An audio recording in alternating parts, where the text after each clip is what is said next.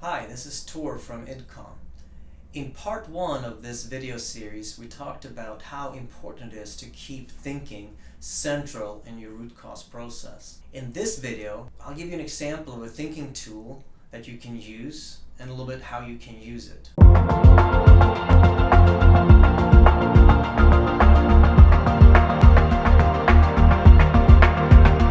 So root cause sometimes get confused with company names, software names, documentation methods.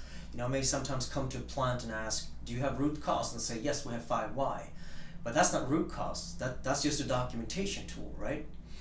So we need the software perhaps and the tools and the documentation, but we have to remember that the thinking is really the core of root cause. If you want to simplify it, I would argue that critical thinking and possibly some creative thinking really is what you use when you do root cause. One of the most powerful thinking tools in root cause is changes in time. Because typically, if you can find out when that change is happening and where it's happening, you're typically very close to the root cause.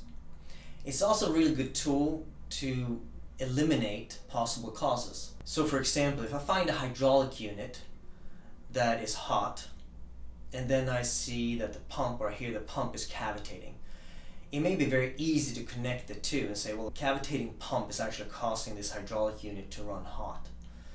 But if I start looking at changes in time, and I'm putting this on a timeline, and I find out that, well, the hydraulic unit started getting hot a month ago, and the pump started cavitating a week ago, well, then the pump can't be the cause of that heat increase, right? It must be something else. So sometimes this simple tool can really help sharpening your thinking.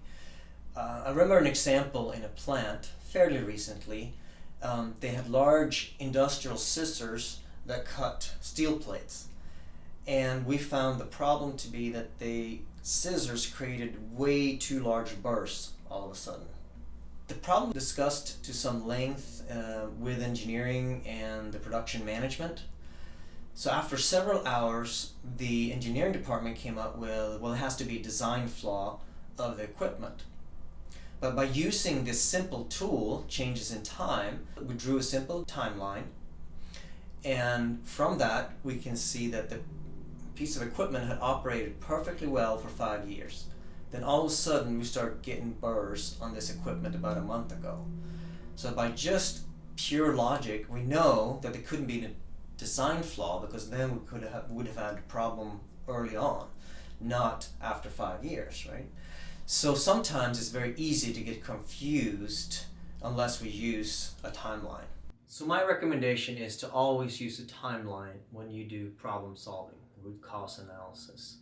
Plot the events as you get facts and information regarding a problem on a timeline to find logical connections. Good luck with your root cause, and thanks for watching. I hope you can subscribe to us. You find a button down here. You can also find a bunch of articles and other information on our website, idcom.com. Thanks.